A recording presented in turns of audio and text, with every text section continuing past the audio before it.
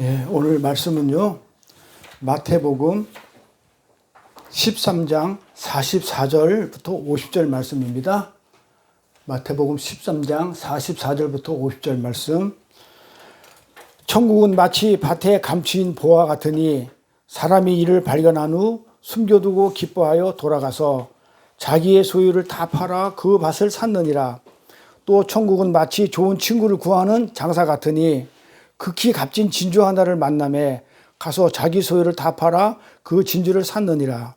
또 천국은 마치 바다에 치고 각종 물고기를 모으는 그물 같으니 그물이 가득함에 물가로 끌어내어 앉아서 좋은 것은 그릇에 담고 못된 것은 내어 버리느니라.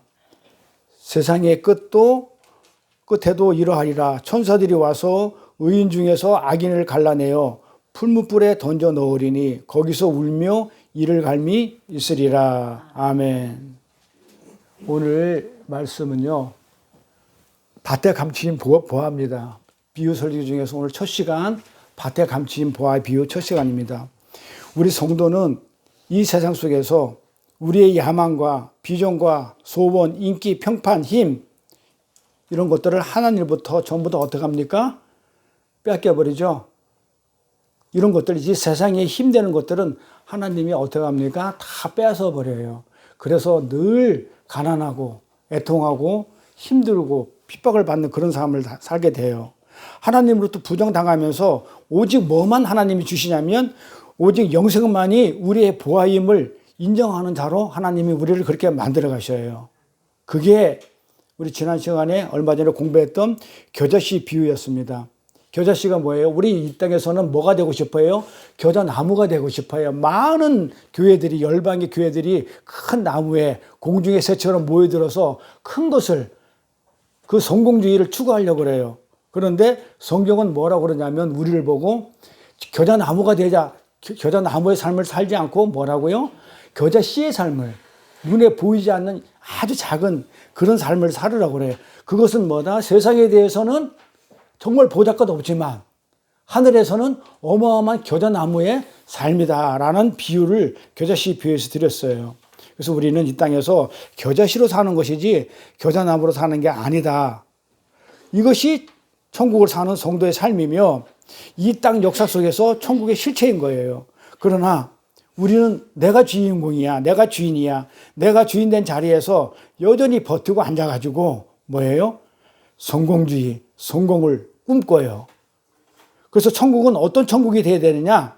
내가 원하는 것이 모두 성취가 되고 내가 원하는 환경이 완전하게 구비가 된 그런 화려한 것을 우리는 천국이라고 알고 있어요.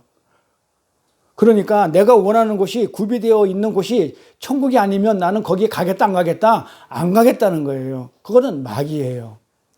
그거는 내가 만든 천국은 이 세상이지 하늘나라가 아니에요. 천국은 하나님 나라는 바실레아죠. 천국은 뭐다고요? 하나님의 통치가 되어서 거기가 그냥 하다못해 그냥 화장실이 하더라도 천국이 그냥 구더기가 막 와글대는 화장실이라 하더라도 하나님의 통치가 있는 곳이라면 들어가겠다는 것이 우리가 말하는 천국이에요. 하나님이 정말 어떤 곳에 집어넣더라도 그게 하나님 나라라면 난 가겠다. 그런데 내가 원하는 것이 다 구비되어 있기에 나는 거기에 가고 싶다는 이 종교가 뭐였다면 이슬람교고 그게 여호와 증인이에요. 내가 원하는 곳이 다 구비되어 있어서 내가 거기에 가고 싶다라고 하는 게 이슬람교고 여호와 증인이라는 얘기예요. 그래서 그들은 자기가 원하는 것이 구비되어 있는 곳에 가기 위해서 폭탄을 몸에 두르고 시간과 장소와 때를 가리지 않고 폭탄을 터뜨릴 수 있는 거예요. 그거는 순교가 아닙니다. 그렇죠? 그건 순교가 아니죠. 하늘나라를 위해서 가는 게 아니기 때문에 자기 나라를 위해서 가는 거기 때문에 그건 순교라고 볼 수 없어요. 인간은 그런 존재예요. 자기가 원하는 것을 얻어내기 위해서 목숨까지 버릴 수 있는 것을 성경은 악이라고 합니다. 그렇게 주인공의 자리를 여전히 깨차고 앉아있는 이들에게 자기의 선악구조로 선악을 판단해요. 그런 자들은 자기의 선악구조로, 하나님의 선악구조로 판단하는 게 아니고 나도 선악과를 먹었기 때문에 내 선악구조로 선악을 판단해요. 그래서 요거는 잘하는 것이다, 요거는 못하는 것이다, 요거는 가치 있다, 가치 없다. 누가 판단한다고요? 내가 판단한다는 거예요. 내가. 이 역사의 주인공, 또 이 인생의 본질은 선악과를 따먹은 아담들이 만든 그런 국가, 우리 인간들이 만든 국가, 이런 것들이 뭐다? 전부 다 이 국가, 내가 만든 국가, 내 뜻이 전부 다 부정당하고 하나님이 세우신 하나님 나라와 하나님 의가 오롯이 서는 것이 이 역사이고 우리의 인생이에요.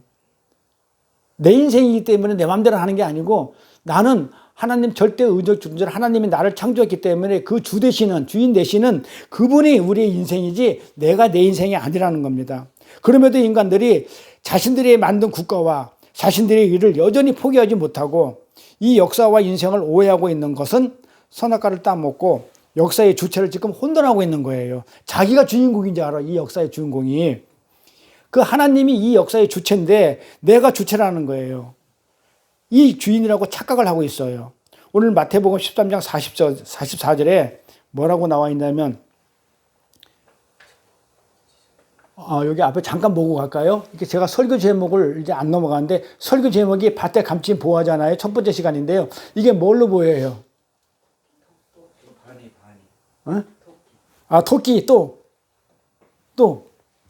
뭘로 보여요? 오리로 보이기도 하고 이게 오리 눈이야. 이렇게 보면 토끼야, 토끼 귀야. 이거 입이야.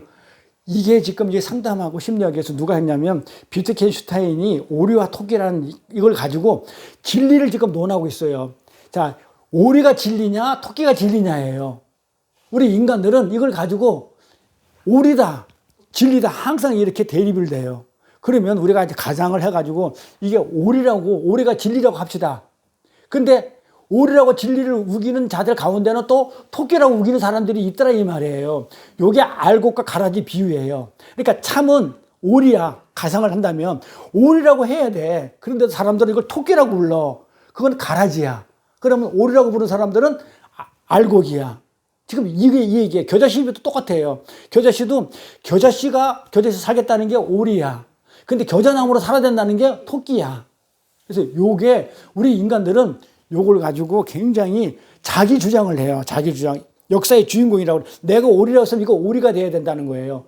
토끼일 수도 있어요. 이렇게. 그래서 오늘 본문 내용을 보면 44절에 보니까 주님은 천국을 뭐라고 얘기를 해요? 천국은 뭐라고 얘기해요? 앞에 보세요. 천국은 이코로 밭에 감추인 보화라고 그래요.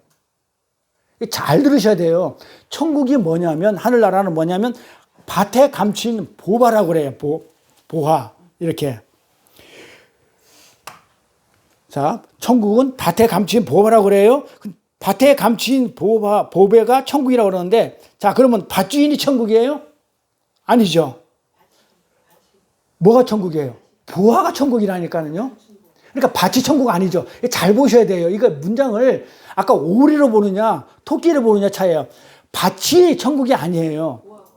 밭에 있는 보화가 천국이에요? 그러면 밭주인이 천국인가요? 아니죠. 그러면 밭을 발견한 사람이 천국인가요? 그러니까 천국은 뭐다? 밭주인도 아니고 보화를 발견한 사람도 아니고 밭에 감추인 그 보물이 천국이라고 그래요. 이걸 잘 캐치해야 돼요. 그래서 성경을 뭐 그냥 대충대충 띄엄띄엄 읽으면 안 돼요. 천국은 밭에 감추인 보화다 그러면 보화가 천국이지 그 밭을 가지고 있는 주인 또 그 보화를 발견한 그 사람이 천국이 아니라는 겁니다.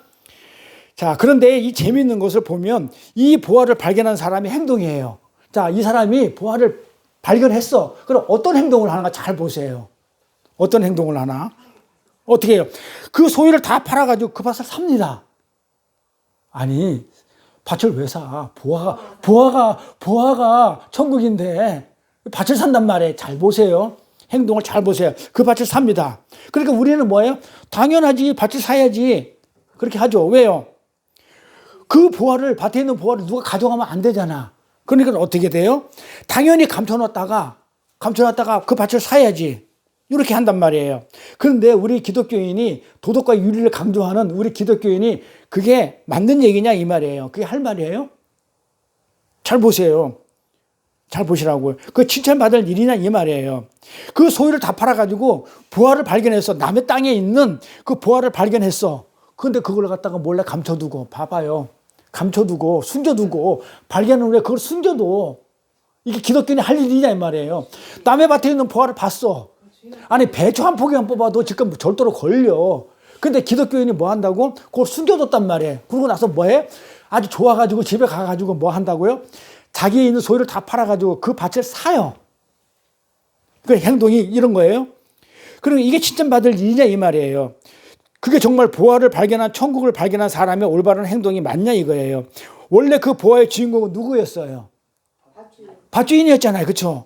그러면 그 사람한테 가가지고 주인한테 가서 내가 당신 밭에 이렇게 가다 보니까 뭐가 있더라? 아니 보화가 묻혀 있더라. 그러니 내가 그 보화를 갖고 싶어.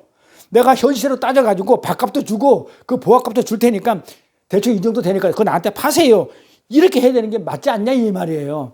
근데 그렇게 합니까?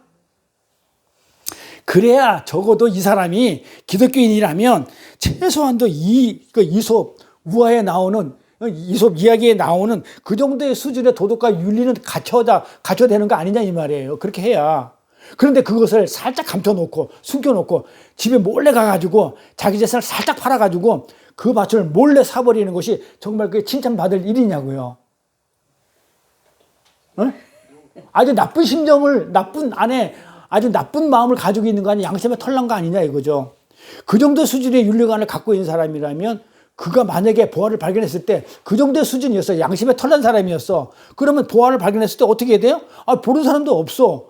그냥 어떻게 해? 그냥 살짝 몰래 가져가면 돼. 그 정도 윤리관을 가지고 있다면, 양심이 털났다면. 그런데 이 사람 하는 행동 봐요. 그걸 숨겨놓고 또 집에 가가지고 자기 소를 다 팔고 와서 또 와서 그 밭을 또 팔라고 하는 이렇게 복잡하고 지저분한 행보를 왜 보여주냐 이 말이에요. 왜 보여주냐 이 말이에요. 그 보화, 보배라는 단어가 어디서 나오냐면 구약에서 학개서에 나와요. 그러면 이 보화가 뭔지를 우리는 가야 돼요. 그럼 학개서를 한번 가볼게요. 학개서 가볼게요. 2장 6절부터 8절. 자, 나 만군의 여호와가 말하노라. 조금 있으면 내가 하늘과 땅과 바다와 육지를 진동시킬 거래. 온 천하를 다 진동시킬 거래요. 또한 만국을 진동시킬 것이래. 만군의 보배가 이르리니 진동시키고 뭐가 있나? 만국의 보배가 이른대요. 내가 영광으로 이전에 충만케 하리라. 만군의 여호와의 말이라. 은도 내 것이요 금도 내 것이라. 만군의 여호와의 말이로다. 이 말이 무슨 말이에요? 하나님 것인 보배가 이 세상에 이를 것인데 그 보배가 와서 땅과 바다와 육지를 진동시킬 것이래. 이 보배는 누구를 가리켜요? 예수. 지금 벌써 우리가 어제 요한계시록 공부하면서 전부 다 예수를 얘기한다고 그랬죠. 지금 여기서도 지금 뭘 얘기한다고요? 하늘과 이 보배가 이 땅에 오는데, 만국의 보배가 이 땅에 오는데, 만국의 보배가 이 땅에 오는데 하늘과 땅과 바다 육지를 전부 다 진동시키겠다는 거예요. 그게 예수가 오셔가지고 그렇게 하겠다는 거거든요. 전부 다 예수를 얘기하죠. 우리 성경 읽을 때 번역을 이렇게 해서 그렇지 얘가 앞에 가고 얘가 뒤에 가면 빨리 우리가 이해가 가요. 만국의 보혜가 이르리니 하늘과 땅과 바다 육지를 진동시킨다. 이래야 번역이 제대로 된 건데 이걸 갖다가 번역을 하기가 힘들어오니까 막 이렇게 해놓으니까 우리가 성경이 이렇게 힘들어요. 그렇지만 우리는 그렇게 읽어야 돼요. 하나님 것인 보배가 이 땅에 이르면 진동이 된대요. 예수를 가리키죠. 그런데 세상이 그 보배를 알아보지 못했다고 얘기해요. 누가? 베드로가. 가볼게요. 베드로가 뭐라고 그랬나? 그 보배를 알아봤나? 안 알아봤나? 베드로 2장 4절 9절 2장 4절부터 9절 사람에게 버림받았으나 예수가 버림받았죠. 하나님께 택하심을 입은 그 보배로운 산돌이신 예수에게 나와. 자, 예수가 어떻게 됐다고요? 예수는 사람에게는 버림받았고 하나님에게는 택하심을 받았대. 그게 보배로운 산돌이래. 베드로가 지금 얘기해요. 자, 그러니까 너희도 산돌같이 예수같이 신령한 집으로 세워지고 예수 그리스도를 말미암아 하나님이 기쁘게 받으실 신령한 제사를 드릴 거룩한 제사장이 될지니 성경에 기록하였을 때 보라 내가 택한 보배롭고 요긴한 모퉁이의 돌을 시온에 두노니 누굽니까? 내가 택한 하나님이 택한 보배롭고 요긴한 모퉁이 돌 모퉁이 돌이 예수잖아요. 어디에 둔대? 시온에 하늘나라에 내가 두겠다는 거예요. 시온에 두겠으니 뭐라고요? 저를 믿는 자는 예수를 믿는 자는 부끄러움을 당하지 아니하라 하셨으니 그러므로 믿는 너희들에게는 보배야.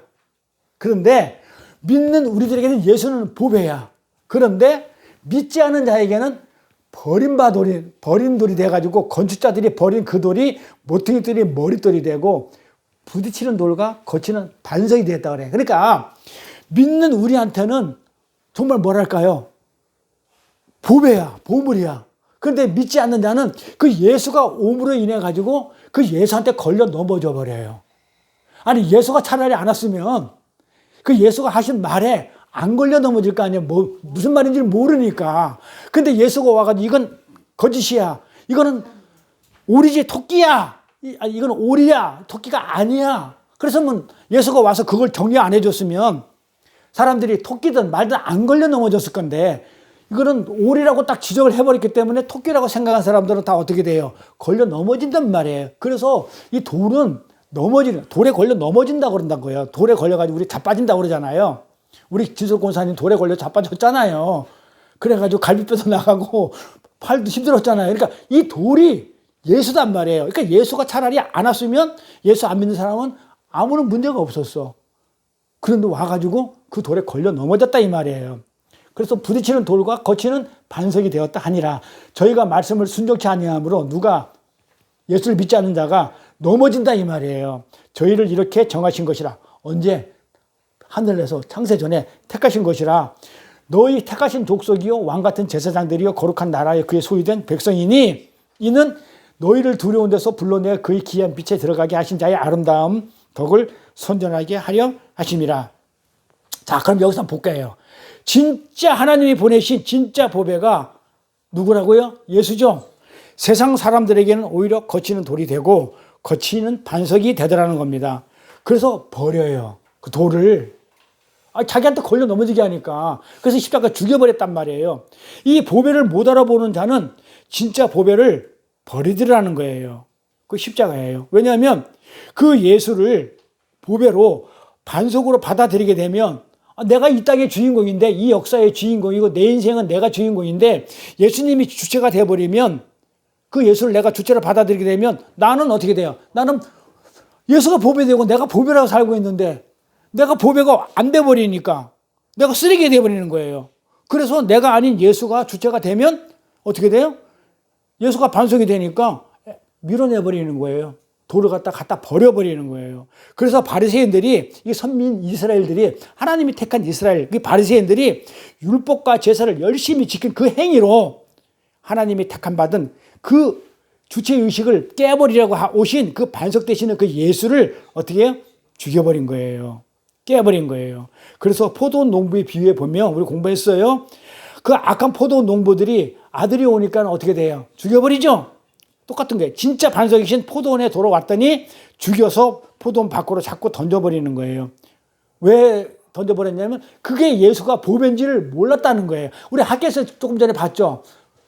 예수가 보배라고. 그런데 예수를 못 알아보는 사람들은 그 보배인지 모르는 거라. 자, 그러면 밭에 감추인 그 밭의 주인은 그 보배가 있었는데 알았다 몰랐다? 모르는 거예요. 근데 누가 알았어요? 다른 사람이 알아보는 거야. 자, 그런 내용으로 지금 접근합니다. 그래서 그 보물을 알아보지 못한 거예요. 우리는 여기서 밭에서 보화를 발견한 사람 눈에는 그 밭의 보화가 보화로 보였죠. 그랬는데 그 밭의 주인은 그 밭의 보화가 보이지 않았던 거예요. 보화로 여기지 않았다는 것을 알 수 있어요. 그래서 성경은 바로 밑에다가 뭐라고 얘기했냐면 이 비유를 보충 설명해 주기 위해서 부연 설명해 주기 위해서 진주 장사의 비유를 같이 붙여놔요. 자, 가볼게요. 자, 우리 본문에 보니까는 44절까지는 밭에 감추인 보화, 앞에 보세요. 자, 44절까지는 천국은 밭에 감추인 보화 같다고 했단 말이에요. 그러니까 지금 천국을 지금 그 밭에 있는 보화라고 지금 설명을 하고 나서 44절에 이어서 봐봐요. 이거 붙여놨다고요. 이거 붙여놓은 이유를 잘 보셔야 돼요. 천국은 뭐다? 밭에 감추인 보화라고 그랬단 말이에요. 그런데 여기서는 44절에서 그래놓고 45절에서 천국 또 뭐라고 그러냐면 진주를 구하는 장사라고 그런단 말이에요. 뭐가 달라요? 똑같아요? 그래, 진주도 보하니까 보물이니까. 그러니까 보물을 구하는 장사 같아. 똑같은 말 같아 보이죠? 왜? 기뻐하여 돌아가서 자기 소유를 다 팔아가지고 그 밭을 샀거든요. 마찬가지로 진주를 구하는 장사가 자기 소유를 다 팔아가지고 그 진주를 샀거든요. 그러니까 뭐예요? 이 비유하고 똑같은 비유라고 지금 생각되고 있죠. 왜냐면 저쪽은 모르지만 이쪽은 진주를 샀잖아요. 여기는 여기는 그냥 밭만 산 거지. 부화를 산 게 아니라 밭을 구한 거잖아요.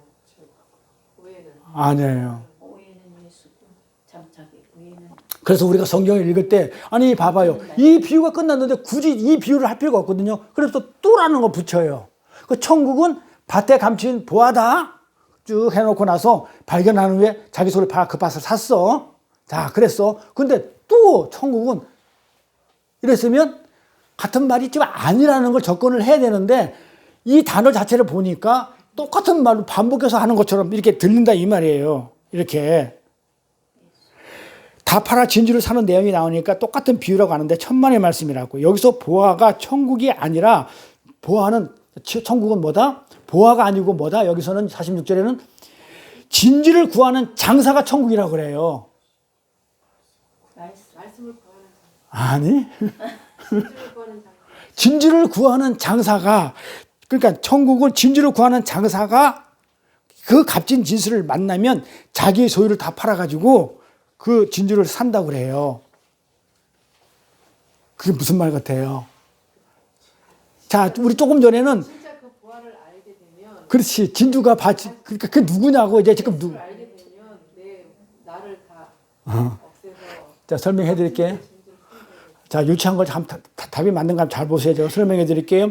우리는 조금 전에 밭의 주인처럼 하나님의 은혜가 가입되지 않으면 그 이 세상에 어떤 인간도 진짜 하늘의 보화로 구별할 수 없다는 걸 우리 알았죠. 저 앞에서 이거 봤죠. 밭주인인데도 그 보화가 있는데도 몰랐다니까. 그러나 하나님 은혜가 가입돼야만이 그게 보화인 줄을 알아. 그게 예수라고 그랬죠. 잘 들어보세요. 그게 예수였었어요. 여기서는 밭에 감추인 보화가 예수였었어요. 학교에서 예수가 증거해 줬어요. 자, 그런데 이 진주 장사는 진주를 발견을 해요. 그리고 진주를 발견하자마자 자신의 모든 소유를 봐서 다 그 진주를 사죠. 밭의 보화에 비유해서는 보화가 천국인데 그 보화는 아까 예수라고 그랬어요. 그랬는데 여기서 그 바로 밑에 진주장사 비유는 아래 비유에서는 천국이 진주장사라는 거예요. 그러면 진주장사가 누구를 얘기하는 거예요? 똑같은 보배니까. 자, 보화가 예수야. 근데 천국이 예수단 말이에요. 근데 천국은 보화야. 이게 예수야. 또 천국은 예수야. 그게 진주장사라고 그랬어. 진주를 구하는 진주장사라고 그랬어. 그러니까 천국이 누구다? 예수라는 거예요. 진주장사가 누구? 예수라는 거예요. 보화도 예수, 진주장사도 예수. 근데 이 내용을 잘 보단 말이에요. 여기서 진주는 보석을 얘기하죠. 보석은 요한계시록에 보면 우리가 홍보석으로 우리 천국에 가면 어떻게 돼 있다? 하늘나라가 홍보석, 녹보석, 옥보석, 벽옥, 황옥 이 세 아들과 세 땅을 그렇게 이루고 있다고 얘기하는데 그 말이에요? 그런 걸로 이게 천국 같으면 나는 안 가겠다. 이 땅에 있는 게 더 낫지. 다이아몬드가 더 낫지. 그 보석, 이 보석이라는 걸 누구를 얘기해요? 아니지. 하늘나라에서 우리 요한계시록 공부할 때 그렇지. 우리로 이루어졌다는 거예요. 천국에 가면 홍보석, 옥보석, 무슨 보석, 황봉 이런 걸로 다 이루어졌다는 게 우리 성도들이 보석이 돼서 보석이 진주가 돼가지고 진들이 거기에서 지금 천국에서 우리가 있다는 거예요. 그거를 우리 천국이 있다는 것을 그렇지. 그렇지. 하나님이 우리를 알아본 거예요. 보배인 우리를. 지금 진주장사가 예수가 우리를 보배인지를 알아본 거란 말이에요. 우리를 샀단 말이에요. 그러니까 예수가 우리를 택해가지고 우리를 자기 목숨을 버리고 샀다는 그 얘기예요. 십자가 얘기예요. 아, 이게 가요? 아, 재밌죠? 자, 그래요. 그래서 봐봐요. 예수님은 우리가 보배인 줄 알고 진주장사가 돼가지고 우리를 샀어. 그래가지고 십자가로 사가지고 자기 목숨을 버리고 자기 소유를 다 팔았다는 얘기는 자기 목숨 버렸다는 거예요. 자기 목숨 다 버려가지고 우리를 데리고 천국에 데리고 갔어. 자, 그럼 여기를 보아는 누구였다가 예수였죠. 그럼 우리는 뭐야? 봐봐요. 우리는 은혜를 입었죠. 밭주인은 뭐야? 은혜를 안 입었기 때문에 보아인지 몰랐어. 밭에 있는 자기 밭에. 근데 우리는 은혜를 입었기 때문에 그 남의 밭에 있는 그 예수가 보아인지를 우리는 아는 거야. 그러니까 우리가 찾는 거예요. 우리가 예수를 알아본 거예요. 재밌죠? 그래, 요 비유가 그래서 같이 이어서 붙어 있는 거예요. 하나는 우리가 보배를 알아본 것이고, 또 밑에 있는 비유는 예수님이 우리를 보배를 알아버리고 우리를 산 거예요. 자, 서로 어떻게 돼요? 나도 예수를 알아보고 내 소유를 다 팔아가지고 예수를 믿었고, 또 예수님은 또 나를 보배로 알아보고 자기 목숨을 버려가지고 나를 또 샀고. 이해갑니까? 나는 예수를 보배로 잃었고 보배로 알았고, 또 예수님은 나를 또 보배로 알았고, 서로 요게 하늘나라예요. 요게. 그래서 신랑과 신부가 한 몸이 되는 거예요, 이렇게. 그래서 요한계시록에 나오는 홍보선, 옥보선 다 성도를 얘기하는데, 천국은 그런 보석으로, 물질적인 보석으로 됐다는 게 아니라 성도가 그런 보석이라는 것을 말하고 있어요. 그 보석 진주를, 성도를, 하나님의 백성을 예수님이 알아본 거예요, 진주장사가. 그리고 그 보배를 발견하자마자 자기의 목숨까지 끊어가면서 모든 소유를 다 팔아가지고 그것을 사시는 분이 예수입니다. 그렇게 해서 예수님이 위해서 사들여진 보배들은 이 세상에 세상 밭에 감춰진 보화로 와 있는 그 예수를 알아본 거예요. 그래서 두 비유가 붙어 있다. 45, 46, 아니 44, 45 연달아 이렇게 붙어 있는 거예요. 그렇게 예수님이 위해서 찾아진 자들, 우리죠, 성도들, 즉 예수라는 보배를 알아본 자들이 역시 진주장사처럼 자기 소유를 팔아가지고 뭘 사더라? 예수를 사는 거예요. 근데 여기서 잘 보세요. 근데 헷갈려. 아니, 그래, 보석만 사야지. 밭은 왜 사냐고. 아니, 밭을 사요, 지금. 자, 예수만 딱 사면 되는데, 성경이 이렇게 만만치는 않아요. 근데 가봐요. 밭을 산단 말이에요. 알아본 자들이. 예수라는 보화를 알아본 자들이 보화만 사는 게 아니고 밭을 사는 거예요. 근데 요걸 잘 보면, 이 밭을 무엇을 얘기하는 거 잘 보면, 그래서 비유가 다닥다닥 붙어 있어요. 어떻게 붙어 있냐가 잘 봐요. 알곡과 가라지 비유 붙어 있어요. 그 위에 있어요. 그리고 나서 겨자씨 비유가 붙어 있어요. 천국에 대해서 얘기한단 말이에요. 천국은 마치 겨자씨 같으니, 전부 다 천국 비유를 다닥다닥, 그 다음에 천국은 마치 알곡과 가라지 같다 이러면서 알곡과 가라지 비유가 붙어서 이어져 내려오는 비유예요. 근데 알곡과 가라지, 성경책 보세요. 성경 그 앞에 보면 뭐라고 나와요? 마태복음 13장 40절 정도 되나? 몇 절 정도 되죠? 그때 찾아보면 알곡과 가라지 비유 나오죠? 근데 알곡과 가라지 비유에서 밭을 뭐라고 그래요? 밭을 뭐라고 그래요? 세상이라고 그래요. 가라지 비유를 보면 이 밭을 뭐라고 그래요? 세상이라고 한다니까요. 세상이라고 그러죠? 세상이라고 합니다. 도대체 모든 소유를 팔아가지고 보화를 산다는 것은 이해가 가는데 밭을 왜 사냐 이 말이에요. 근데 그 비유가 붙어 있는 이유가 있어요. 밭이 세상이라고 했단 말이에요. 그러면 이 밭을 샀다는 얘기는 세상에서 주체가 돼야, 내가 주인공이 되어서 살고자 하는 자들에게 있어서 모든 소유는 뭐예요? 내가 평생 벌어서 올인해서 얻어난 결과물이 내 소유죠?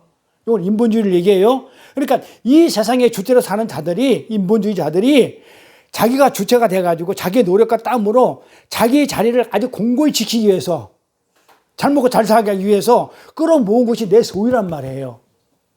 이 모든 소유를 다 팔아가지고 지금 무엇을 산다? 밭을 산다는 얘기단 말이에요.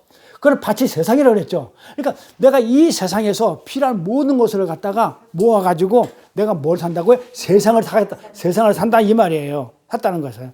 그래서 밭이 그 세상을 샀다고 하는데, 보화를 발견한 사람이 보화가 숨겨져 있는 밭을 사는 목적은 뭐 때문에 사요?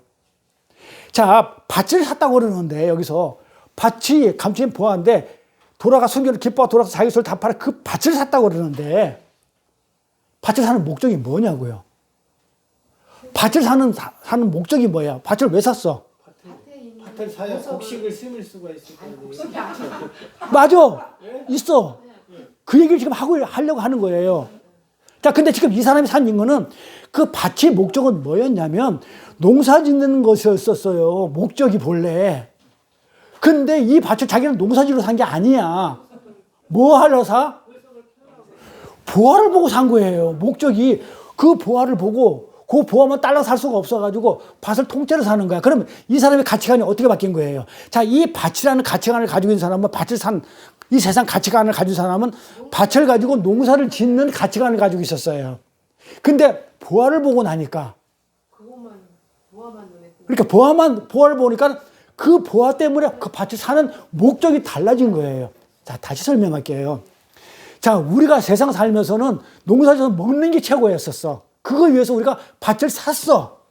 그게 세상 가치관이야. 그런데 오늘 보니까 그 밭에 보화가 있었어. 그러니까 그 목적이 지금 보화 때문에 밭을 산 거야. 그 보화가 예수야. 자, 내가 지금 예수를 모를 때는 내 재물들이 그 어떤 재산들이 전부 다 이 세상에 나의 가치를 필요해서 일을 하고 내가 샀어. 그런데 예수를 발견하고 나니까 그거는 농사는 필요가 없어져 버린 거야. 그 예수 때문에 내가 이 세상을 사버리는 거야. 이 얘기예요.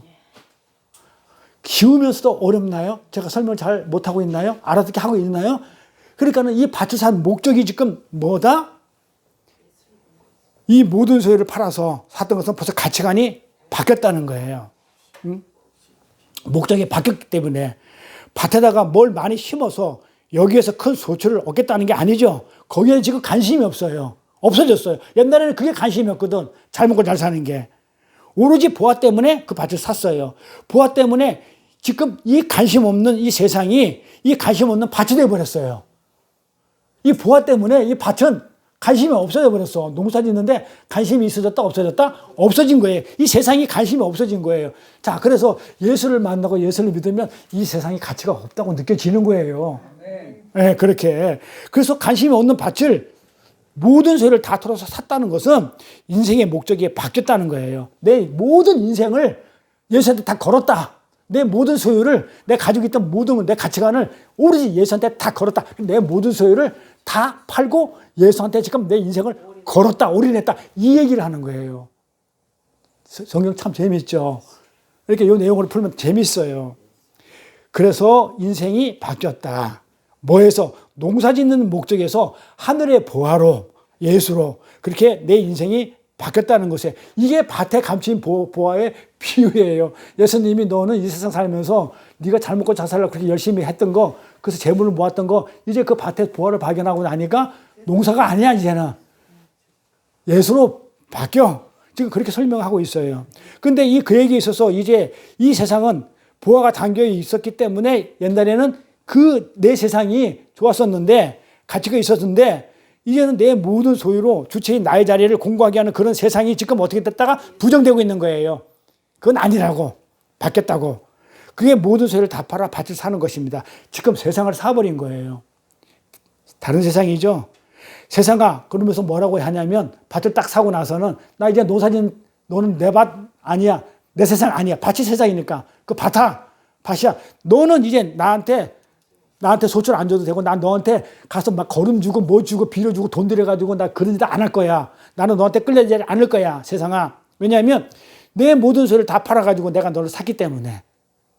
나의 소유가 필요할 때는 내가 그게 뭐 농산물을 취득해서 내가 돈을 벌려고 할 때는 너는 그게 내가 필요할 때는 그게 나의 힘으로 작용할 때는 네가 필요했지만 농사 짓는 밭으로 세상에서 필요했지만 이제 나는 그것이 필요 없고 진짜 보배가 나에게 발견됐기 때문에 나는 이제 너가 필요 없어졌어. 농사 짓는 밭 이제 필요 없어. 나는 보배면 돼. 그 얘기하는 거예요. 밭이라는 거 이제 필요 없어. 세상 나 필요 없어. 그렇게 진주장사이신 예수님의 은혜에 의해서 보화로 발견된 자들은 영생의 수혜자, 우리한테 영생을 주죠. 수혜자신 예수 그리스도를 보화를 알아보게 되어 자신의 나라, 내 세상이었죠. 그 밭이 나의 유익을 창출해주는 그 밭, 세상, 이 나라를 내 의를 버리고 오직 뭐만 한다? 그 보배인 그분의 은혜만을 의지하고 그분의 나라와 그분의 의만을 꼭 붙들게 돼 있어요. 뭘 하면? 은혜를 받아가지고 그 밭에 감추인 보배가 누군지를 알면 이게 그 은혜를 그 예수의 의를 꼭 붙들게 돼 있다는 거예요. 그래서 더 이상 착한 척 안 하고 내가 사실을 금식것도 하지 않아. 그렇게 함으로 인해서 사람들한테는 종교적으로는 불성실해 보일 수도 있어요. 덜 착해 보이고 종교인처럼 보일 수도 있고 그냥 그렇게 뭐 믿음이 없는 것처럼 보일 수 있어요. 왜 그렇게 보일까요? 왜 그렇게 보일까요? 왜 안 하게 돼요? 내 의를 착함을 세상을 버렸기 때문에. 그러니까 내 의로 뭘 해야지 했던 그런 걸 다 버려놨기 때문에 안 해도 되는 거야. 나 왜? 예수의 은혜만 붙들고 살기 때문에. 그분의 의만 붙들리기로 했기 때문에 내 의를 버렸기 때문에 40일 금식기도 억지로 안 해도 되고 착한 척 안 해도 되고. 근데 세상 사람들 그렇게 안 하게 되면 어떻게 돼요? 불성실해 보여요. 믿음이 없는 것처럼 보여요. 그래서 내 모든 소유를 버렸다는 것은 내 나라와 내 의를 버렸다는 거예요. 내 모든 소유를 뭐 했다? 다 버렸다는 얘기는 뭐다? 나를 버렸다는 거죠. 내가 생각하는 내 의. 이건 토끼야라고 우겼던 나.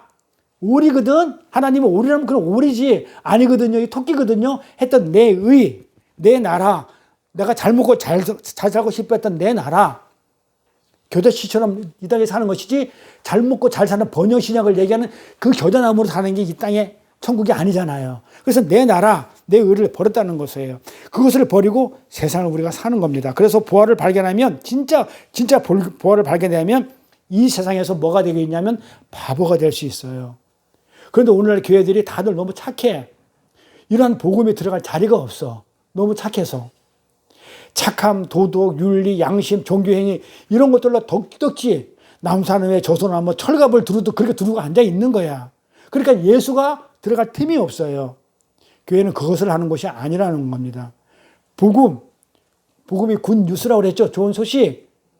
그런데 그 뉴스가 내가 한 발 한 발 피땀 흘려가지고 한 발 한 발 노력해가지고 천국을 그거 기어 올라가는 것이라면 그거는 노동이지 그게 어떻게 좋은 소식이 되겠냐 이 말이에요. 그거는 짐이에요. 그래서 내가 땀 흘려서 뭐 한다는 거 하나님이 도구로 쓰임받는 거지 내가 내 의로 내 나라 건축을 위해서 뭘 하겠다는 건 이거는 천국이 아니야. 천국을 어떻게 기어 올라갈 수 있어. 그렇게 못 가요. 천국은 이미 완료되어 있어요. 그렇죠? 우리가 눈에 얘기합니다. 우리는 계시록을 통해서 천국은 이미 우리가 완료되어 있고 우리는 지금 어디가 있어요? 우리 본장인 하늘나라 지금 하나님 옆에 있어요. 우편에 예수 안에 있기 때문에. 그래서 이미 완료되어 있다 이 말이에요. 그런데 그 천국이 우리를 침례에 들어와가지고 천국이 우리 안에서 일을 하는 것이지 내가 하는 게 아니에요.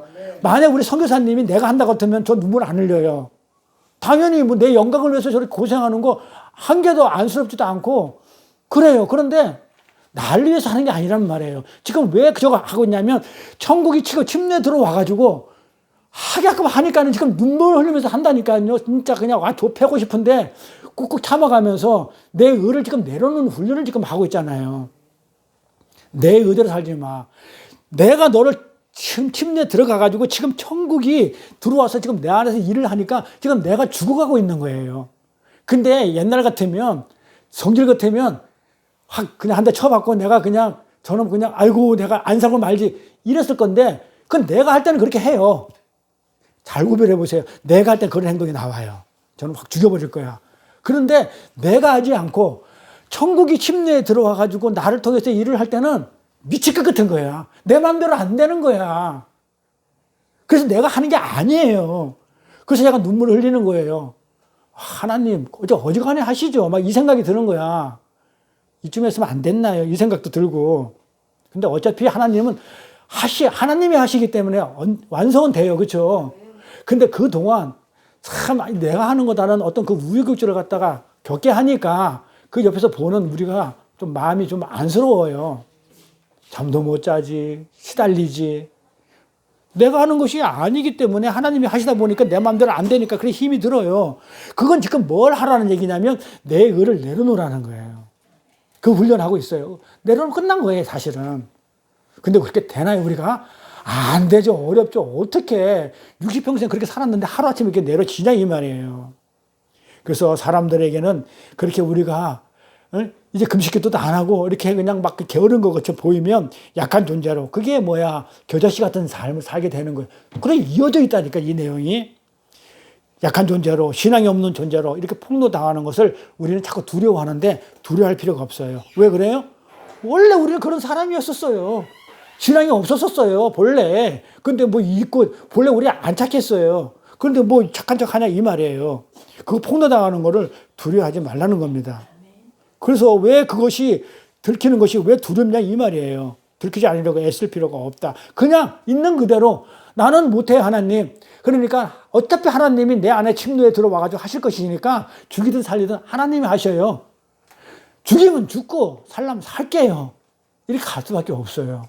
내 마음대로 안 되는데 어떻게. 우리 본래 그런 존재라고요. 그러니까 우리는 착한 척 할 필요도 없고 내가 뭐 한다고 할 필요도 없고 하나님한테 맡기세요. 그러면 하나님이 만들어내실 거예요. 그렇다고 우리 성도가 이제 이 사실을 알았지만 우리 처음부터 우리가 이 세상을 이렇게 진리를 알게 되었나요? 처음부터 우리 이 진리를 알았나요? 몰랐죠. 그게 베드로예요. 베드로가 오순절 성림 강림 이후에 설교를 하니까 3,000명이 회개하고 돌아왔죠. 대단한 사람이죠. 사도로서 일을 열심히 한 사람이에요.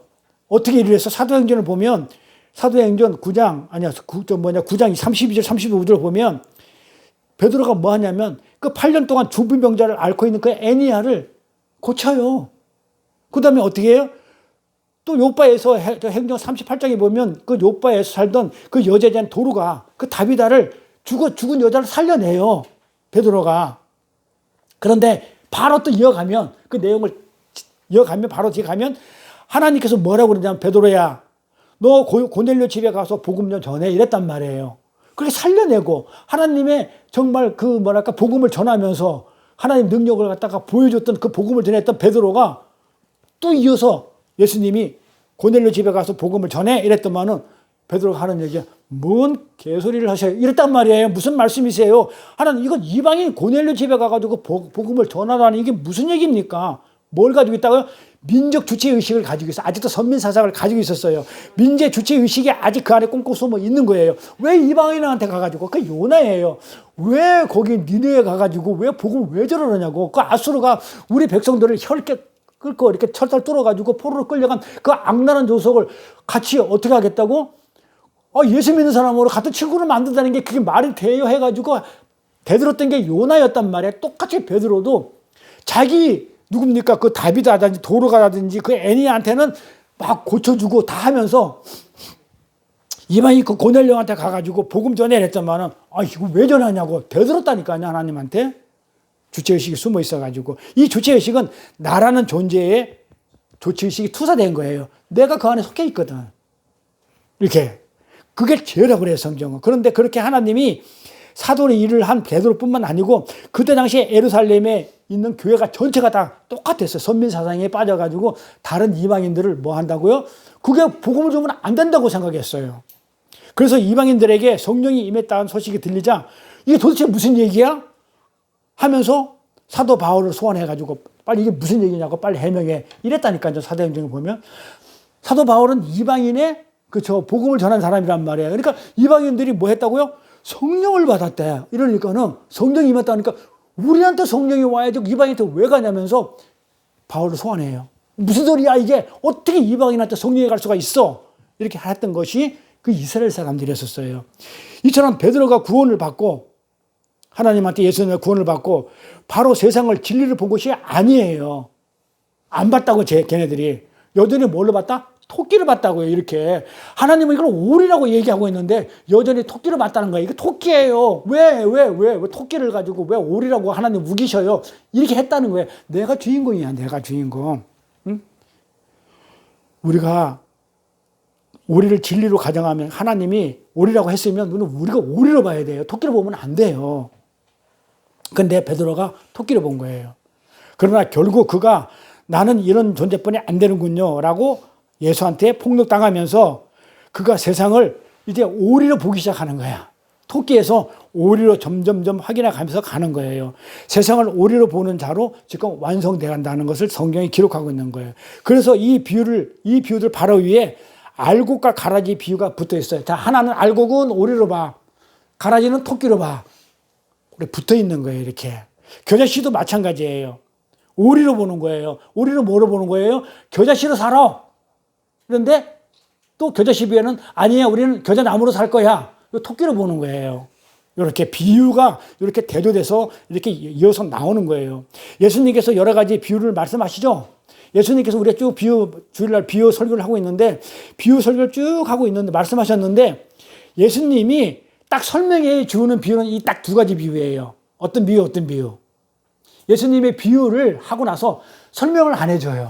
그런데 안 해주는 이유 뭐? 가라지가 알아들으면 안 되기 때문에. 안 되기 때문에 설명을 안 해줘요. 설명해야지 다 알아들으면 안 되기 때문에. 알만한 자만 알아야 하기 때문에. 그런데 그래서 일부러 비유를 설명하는 거예요. 못 알아먹게 하기 위해서. 그래서 우리가 비유가 더 어렵다고 얘기를 해요. 못 알아먹으면 어렵고 알아먹으면 쉬워요. 그래 알고 보면 쉽고 가라지는 무슨 말인지 도저히 모르는 거예요. 근데 예수님이 수많은 비유를 했는데 비유 중에 딱 두 가지만 설명을 해줘요. 그게 뭐냐면 씨 뿌린 자의 비유예요. 씨 뿌린 자의 비유. 그럼 왜 그래요? 어려워서, 씨 뿌린 자의 비유가 어려워서 또 알곡과 가라지 비유를 설명해 줘요. 알곡은 이런 것이고 가라지는 이렇다. 가라지를 뽑지 마라. 이 다음에 내가 추수할 때 알아서 내가 뽑을 테니까 하면서 이런 걸 갖다가 설명을 해줘요. 그러니까 그 많은 비유 중에 딱 설명해 주면 씨 뿌린 자의 비유, 알곡과 가라지 비유인데 이 두 개만 설명해 주는데 어려워서 그런 게 아니고 퀴즈 낼까?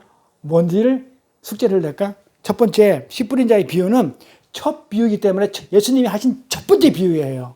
그런데 이 첫 번째 비유부터 못 알아먹으면 그 다음에 나오는 비유 전체를 못 알아먹어요. 그래서 첫 번째 비유이기 때문에 알아듣게 설명해 준 것이고, 그러면 가라지와 알곡 비유는 왜 설명해 줬냐면 제자들이 이래요. 도대체 이 비유가 무슨 비유입니까? 물어봤기 때문에 대답해 준 거예요. 안 물어보면 대답 안 할 건데 제자들이 도대체 이게 무슨 얘기입니까? 설명 좀 해달라고 요구해서 지금 설명을 한 거예요. 알아먹을까봐 해주고 해달라고 그래서 딱 두 가지뿐이 안 해줘요. 그래서 제자들이 이게 도대체 무슨 얘기인가요? 라고 물어본 비유가 그거 하나밖에 없어요. 다른 건 한 개도 안 물어봐요. 그거만 딱 물어봤어요. 너무 쉬운 거예요. 굉장히 이게 진실인데, 진리인데 이걸 발견 못했을 거 아니에요. 계속 물어봐야지 왜 안 물어봤지? 안 물어본다니까요. 이제 알아먹었기 때문에. 왜냐하면 알곡이니까. 가라지들은 몰라가지고 계속 물어봤을 거야. 처음에 그래서 베드로가 이렇게 알곡이 아니었다는 걸 지금 설명하는 거예요.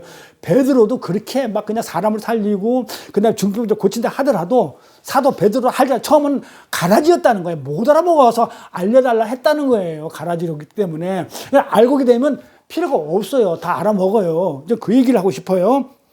그런데 제자들이 알아먹지 못한 거기 때문에 이렇게 한 거란 말이에요. 그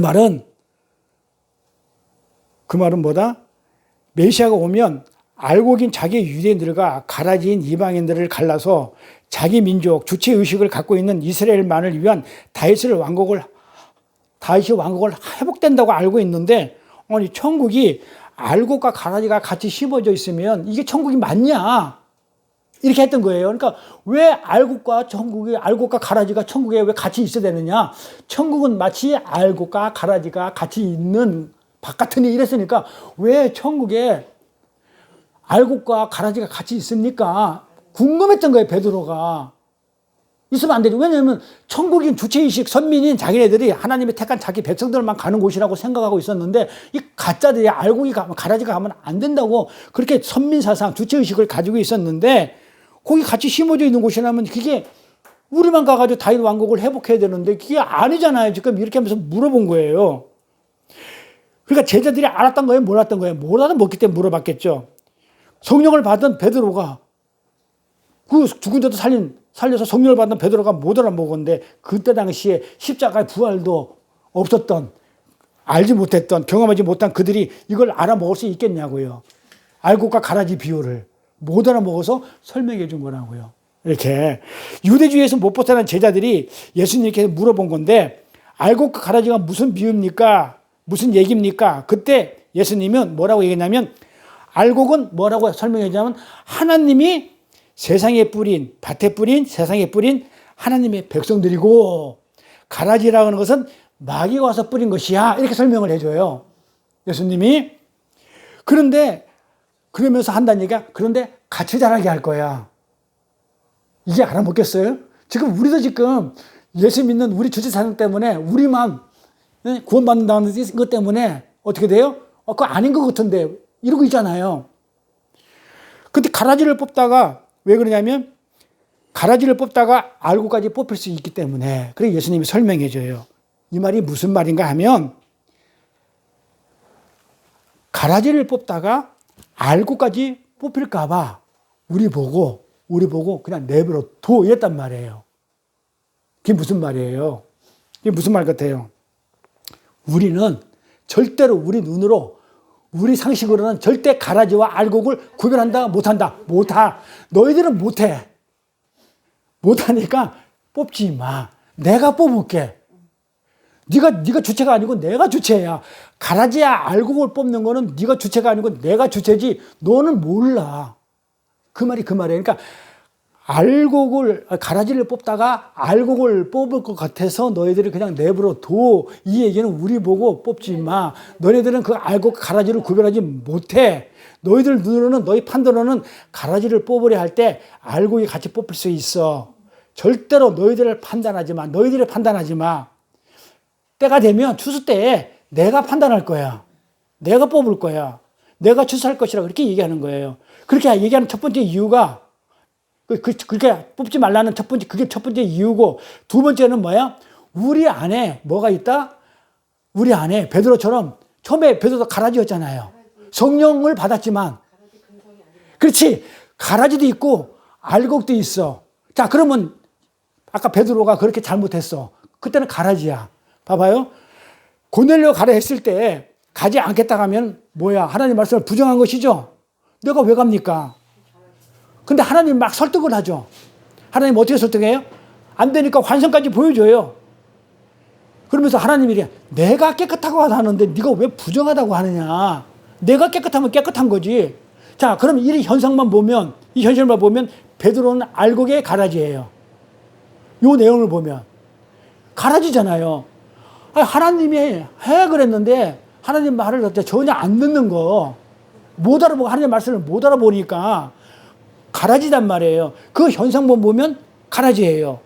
여전히 자기 주체의식에서 못 벗어나고 있는 것, 죄이기 때문에 그 가라지란 말이에요. 그런데 만약에 우리 보고 가라지 뽑아 했을 때 베드로는 지금 어떤 상태에 있어요? 가라지 상태에 있죠. 그럼 어떻게 해요, 우리가? 베드로를 뽑아버린단 말이에요. 판단을 못한다고 우리가. 그래서 예수님이 뽑아 그러면 어떻게 되면 베드로를 뽑히는 거예요. 그래, 우리 삶 속에서 가라지 삶이 더 많을까요? 알고의 삶이 더 많을까요? 우리 삶 속에서 솔직히. 그럼 나 다 뽑혀야 돼. 나 천국 못 가. 그럼 말이 되겠냐 이 말이에요. 그래서 뽑지 말라고 한 거예요. 우리가 우리 삶 속에서 가라지 삶을 더 많이 살아요. 그런데 하나님 지금 뽑으라면 우리는 어떻게 되겠냐고요? 큰일 나는 거예요. 천국 못 가요. 구원 날아가 버려요. 그렇게 하나님의 오래 참으신가 인내로 이 가라지 삶이, 가라지 같은 베드로가 가라지가 삶을 살던 우리가 어떻게 바뀌냐면 하나님의 인도하신가 역사하신가 오래 참음으로 인해서 우리가 뭘로 바뀌게 돼요? 알곡의 삶으로 바뀌어져요. 그래서 이 알곡의 삶이 바꾸어지는 그분의 은혜가 구구절절히 배어있는 것이 알곡과 가라지 비유 얘기예요. 우리가 가라지였어요. 그래서 못 뽑으면 안 돼요. 이렇게 설명 안 들었죠? 설교. 그래서 뽑지 말라는 거예요. 우리가 뽑으면 안 돼요. 그럼 베드로도 뽑혀, 나도 뽑혀요. 우리 여전히 가라지 삶 살고 있는데, 그런데 하나님이 뭐 하겠다? 내가 추수할게. 내가 너를 알곡으로 만들어가지고 진짜 가라지는 내가 뽑을 것이고, 너희들은 가라지였지만 내가 알곡으로 만들 거야. 그 하나님의 은혜가 개입되는 것이 지금 가라지 알곡의 비유다. 그러니까 너희들의 눈으로 함부로 판단하지 말라는 거예요. 뭘로? 토끼로. 너희들 눈으로 이거 토끼로 절대로 판단하지 마. 내가 오리라고 그랬어. 이렇게 하는 거예요. 세상을 토끼라고 너희들이 함부로 단언하지 마. 너희들 나중에 마지막 심판 때에 그 자리에서 정말 알고까지 산 사람들이 우리 눈으로 판단했을 때, 이거 우리 눈으로 알고까지 산 사람들이 있어. 거룩거룩 막 그냥 뭐 성경 옆에 끼고 막 열심히 주일 성수하고 막 열심히 했던 그런 알곡 같은 삶을 살았던 그 사람이 나중에 가라지로 풍도될 수 있어.